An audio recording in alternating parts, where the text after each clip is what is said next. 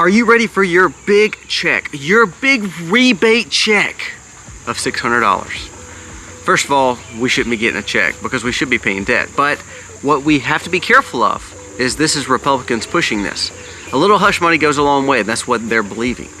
However, the money that's coming in, we need to pay towards debt and cut our taxes. Don't give us money back. Cut the taxes that you're charging us. Not only that, this is why we can't leave the money in trust of the legislative branch, because guess what? When Trump said, I don't want to spend money in this certain account, guess what they did? You think they honored his wishes and didn't spend any money there? No, they gave $300 million towards it. It shows that our Congress and Senate are working against the president and working actually against you and your money. We're also going to talk about the push for Democrats against Second Amendment. What New York City does, the situation, they always use these crises for their benefit. So we're going to talk about that, and again, making sure you have what you need. And then lastly, we're going to talk about the grid. The biggest vulnerability we have is our grid. What you should have to make sure you are ready. So we're going to talk about a few things to stockpile, things that I purchased, things that you should be purchasing this week. We'll also talk about our dollar. We'll talk about a lot of other things. Let's dive in.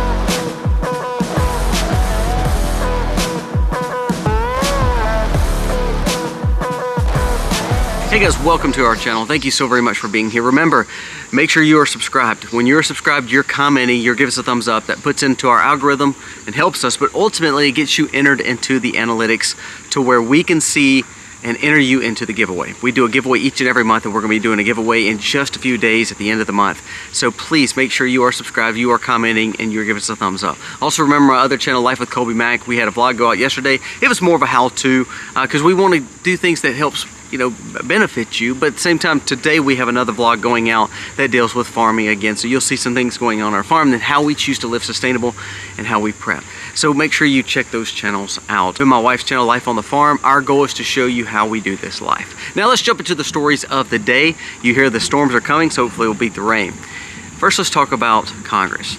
Now, Senator Josh Hawley came out, and I think he was thinking this was going to be a winner, but it wasn't.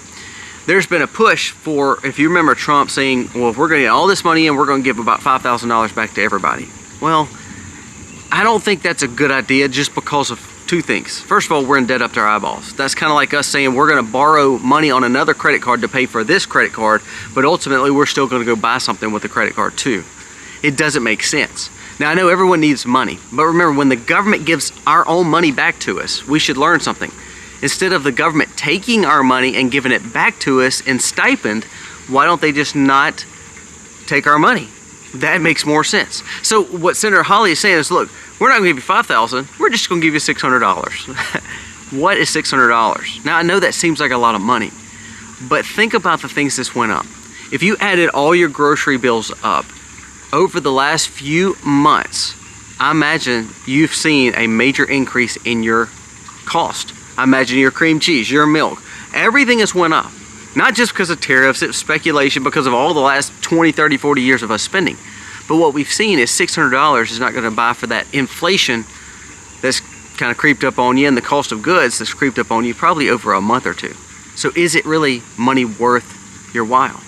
What I would rather them do is say, I'm going to cut your taxes and not charge you more and then give it back to you. Makes no sense, does it? But here's the reason why we have to do something with the money coming in. Trump said that they have another, so far about $150 billion coming in from tariffs. They said there's going to be another month of surplus, like June was, I think, 20-something billion dollars. They said that July will be a surplus too. That's wonderful. But this is why you have to take it away from Congress. Congress, they're pure demonic. I'm sorry. Here's why. Listen to this. This is from Eli Crane. Eli Crane is he's a what we would consider a congressman, but listen to what he said. He said the uni-party is real. Let's defund the National Endowment for Democracy.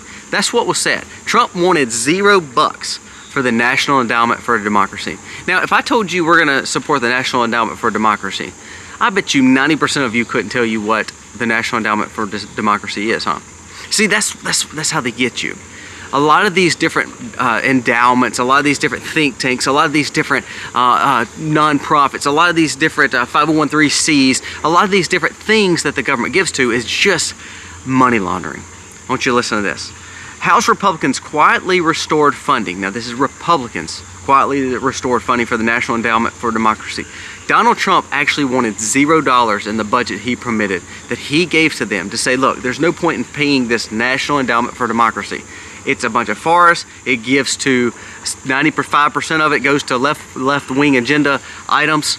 We shouldn't fund it. $0 Trump wanted to go to it. Mike Johnson and Congress just gave $300 million to it. So $300 million of your tax incentives that your taxes went to. So now they want to give you a measly $600. My blood boils because of this kind of stuff right here. There is only one party in Congress, the uni-party. There is no left versus right. It is good versus evil. And sadly, there is just a handful of good people in Washington. That's why we should never make this a partisan issue anymore. I'm tired of partisan issues because, to be honest with you, it really comes down to good versus evil. You may have a handful of good and the rest evil. Now who's going to stand up? Trump wanted $0 to this. All of a sudden they give $300 million. I wonder if that $300 million goes back to them somehow. What agendas do they pass? It's not Trump's. 95% of what the National Endowment for Democracy gave to was leftist ideology. Unbelievable, huh? Of course, a tragedy in New York this last week. I want you to listen to two leaders though. Here we go. We don't want these crises to go to waste. Just in, John Kerry comes in and says we need to change the Second Amendment because of these kind of things that are happening. We need to make America safer. Kathy Hochul, governor of New York, says we need to claim that concealed carry is wrong. It permitted this guy to have the AR that he had, which is completely false. Concealed carry did not give him that right. But see, she can spew that garbage and they cover it and they allow her to just say complete lies. That is absolutely untrue when it comes to concealed carry. More of the top Democrats, Schumer, Pelosi, are all calling for control of your Second Amendment because you don't need this. We need safer streets. Isn't it amazing how what we've realized is the more law and regulation that the government makes, it actually hurts the law-abiding person first? Do you think any firearms or Second Amendment confiscation would have stopped a bad player from having this rifle and causing mischief in New York City? Somehow, I think we forget, and politicians forget, that people that are bad and don't obey the law, and then we give them passes not to obey some laws. You know, that's how it works in our America here with the Democrats. But if we give them a pass in some breaking of laws, and we put extra regulation on the law-abiding citizens like myself and like others, it seems like the laws only affect the people that are willing to obey the law, right? Well, if you're not willing to obey the law, so I'm thinking like gangs and people who are living on the edge and people who are living here legally, they're not typically wanting to obey the law. So do you think they're going to abide by the law that the government sets and stipulates? So all this is, when John Kerry and Hochul and Schumer and all these come out and say they want to take your Second Amendment rights away for safety, it's actually not taken away from the bad guys, it's taken away from you. From you. You know, the other day in Michigan, without that law-abiding citizen that had a Second Amendment projectile with him, that guy would have probably stabbed a lot more people. But the guy with the firearm actually made a difference. Carry one every day. So, first of all, let's make sure we go over a few things to stockpile. You need to be purchasing 2A rights. You need to go through concealed carry classes so you can have it legally in every state that you can reciprocate through. You need to make sure you understand, and you need to make sure you have more than just one. You also need to make sure you have the ammo. These things will be banned before long, especially the long form rifles, especially the carbines. You need to understand, they're going to use all these cases to take your Second Amendment away. We saw it in Britain, they can't carry. We've seen it in Australia, they can't carry. We see it in China, they can't carry. We see it across the world. And then all of a sudden, when you don't have the right to bear arms and you don't have the right to protect yourself, guess what? You are just a little sheep in a pen. Now, before we go to the story dealing with the grid, because it's a big one, I want to hit on a few little things that have not been mentioned in the news, and this is where we got to pay attention. Here are the jobs that will be displaced by AI. They said within the next 3 years, they said actually in the next 2 years, most likely, this will happen. 300 million layoffs will take place in Europe and US. It said that AI will replace 300 million jobs in the US and Europe. Now, there's only about 350 million people here in America. So say half that number is here and half that number is in Europe. If we lost 150 million jobs, that's about 40%, 45% of our workers. That's massive depression. I mean, do you realize that? Massive layoffs. You don't believe government would be willing to give you money? You don't believe that would crash our dollar and all of a sudden then we would have to depend on the government to take care of us? Why don't you listen to something else?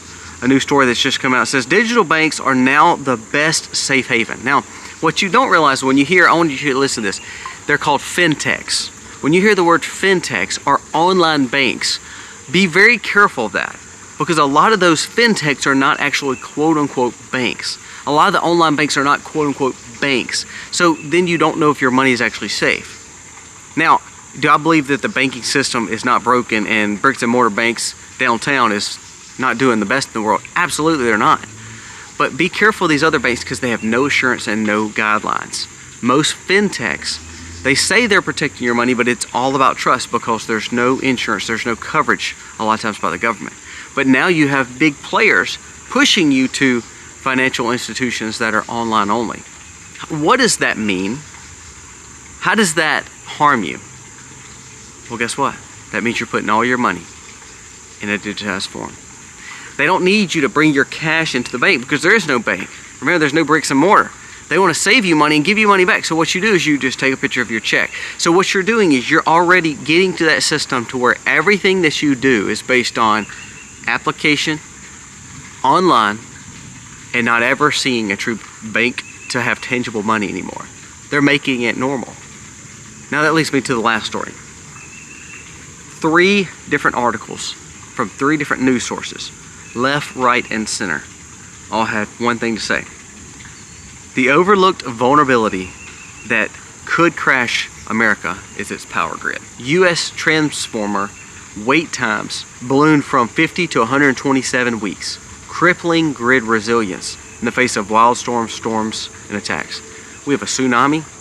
We have earthquakes happening. We have major storms. So you hear the thunder right now. You have heat. We're under heat advisory warnings here in America, especially here in the South. All those things hurt the transformers and the grid. Guess what? All our stuff comes from China because we can't learn to build it ourselves. The Build America, Buy America Act, the global demand for transformers has limited supply and domestic productions are covering only 20% of the needs. Meaning, we're wanting to make them in America, but we're only producing 20% of them. 80% are still coming from overseas. Experts warn that the grid remains dangerously unshielded from an EMP blast, which is what's been threatened by China and North Korea before. Natural or man-made, which could lead to a catastrophic blackout. This blackout could go for weeks, if not months, if not years, depending on how bad it is. Reports show that if a blackout takes place with the EMP blast and it can last longer than just a month, that 90% of Americans could be either ill or dead by the time the grid comes back. That's huge because they said the medicine, the hospitals, the groceries, the looting, the stealing, the riots would take place. Electric transformers aren't something people think about. However, it is the most important thing facing America. And it turns to American trade. Why it's complicated is because America has not built what it needed for so long. And now that it's trying, it cannot get its sustainable energy sources back up and running. It says even if the United States were not restricting supply of these goods through Build America, Buy America, we still would be on long waited times because everyone looks to China to fulfill their needs. One more danger that does lurk in the background, not just with transformers. The fact that 1 or 2 go out, we can replace them, but if this EMP takes place, it knocks out all of them in whatever region that it's been put in. Think of the cities, how crazy that would be. What happened to the last story? The banks online are way safer. Your financial institutions should all be on your fintech, should all be on your app. If the grid goes down, your money goes down, correct? If the grid goes down, you have no access to anything anymore if everything that you have is based on technology and not tangible goods. That's why that 2A rights is a big deal that we were just talking about. Listen to this last story dealing with the grid. The U.S. power grid issues the largest U.S. power grid issues. I want to read that again. The largest part of the power grid in America, which is the PJM footprint, says we're under max generation alert. The America's largest power grid has issued a maximum generation alert load management to where it affects 13 states, which affects most of the upper Mid-East. It says that these summer heats are causing for major strains, and the alert also is targeted to a point where it will cancel or cause the grid to literally fail. PJM posted this on X saying the electricity usage as expected times is 151,000 megawatts by 5 p.m. The good news is that the grid is pumping 161 at the time. However, what we're seeing is it's peaking and going over on certain days. Our grid cannot withstand. So let's talk about this right quick. 5 things that you should be looking at this week. Number 1, a battery bank, solar battery bank. I'm not one to always believe in solar. I believe solar is a phenomenal way of using the sun, because the sun is definitely the most powerful energy source. We just need to learn to harness it better. We need to understand that the grid is vulnerable. Number 1, buy a battery bank that's based on solar. I've done tons of videos on certain ones that I personally have. I have about 4 different versions. You need to buy a solar battery bank, an alternative battery source that is ran strictly off solar. Also, number 2, you need to make sure that you have an internet source that is not based where the electronic pulse would hurt. So you need a satellite internet or satellite technology or satellite phones to be where you can communicate with other individuals, or something extremely low frequency that an EMP would not hurt. So a lot of times CBs or certain radios would be fine. Ham radios, they say some ham radios would be fine. Do your research on which ones.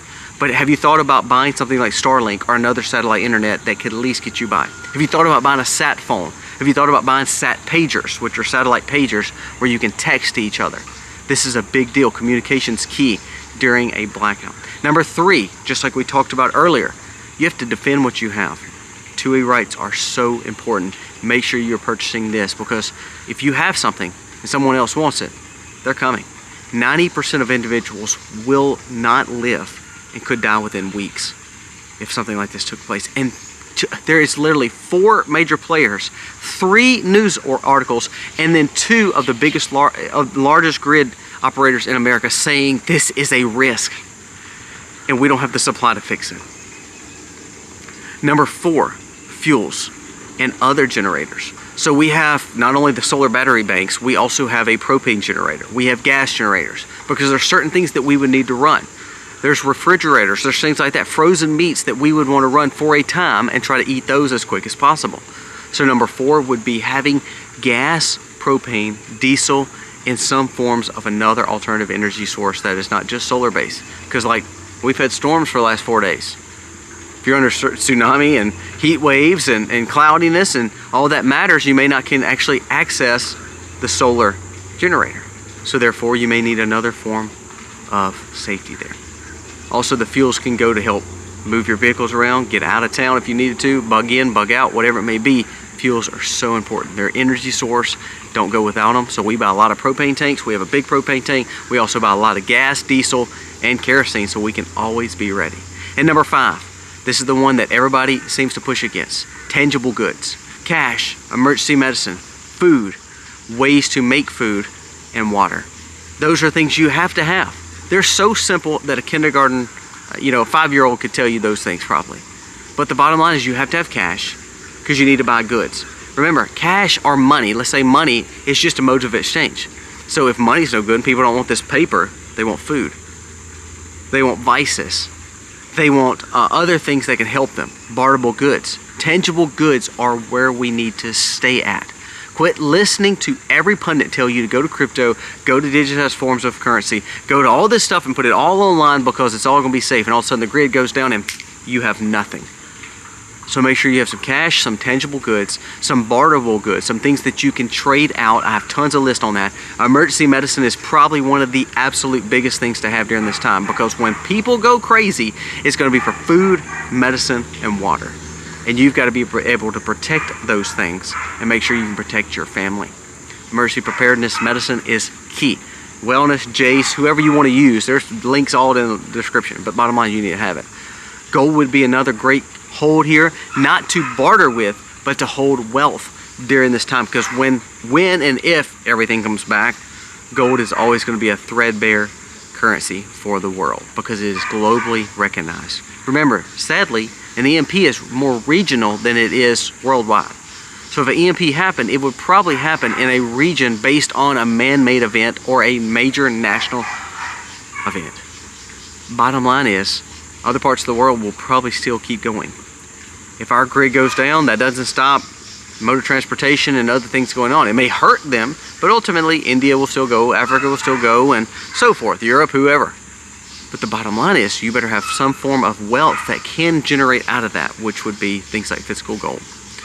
That's just my thoughts. You need to make sure you have these things on hand. The main thing is Second Amendment. You better have a way to defend yourself because we're in a bad time where it's getting worse and worse. All right, guys, we're wrapping up for the day. Remember these few things to stop home by. This is stuff that I personally have that I always pick up even more. And remember, pay attention to the stories going on around you. Don't just listen to everybody telling you to go to crypto because it's perfect. Don't go to digitized asset because it's perfect. Don't give all your information to all these things because it's perfect. Don't believe that AI is perfect. Don't believe there's bad players. And when they're pushing all this narrative, it actually is against you. The government, I mean, we can't even get nominees passed into the Senate, in the Republican Senate, because they're either going to hold them as holdups, so they're not supposed to have recess, or they're going to recess, but they're going to meet every few days, so that way that holds Trump up from actually getting his picks. And then, of course, look at the Congress. So if the Republican Senate holded up nominees, now the Republican Congress is spending $300 billion extra dollars that Trump didn't want. They're doing this on a lot of different things. That's how you get a deficit like we're in. Don't give me my $600. Cut my taxes, cut my property taxes, start paying the debts off with the surplus. And to be honest with you, we need to get rid of all Senate and Congress and actually get new leadership. It's a good versus evil issue. Guys, thank you so much for watching. Let me know your thoughts on today's video. God bless.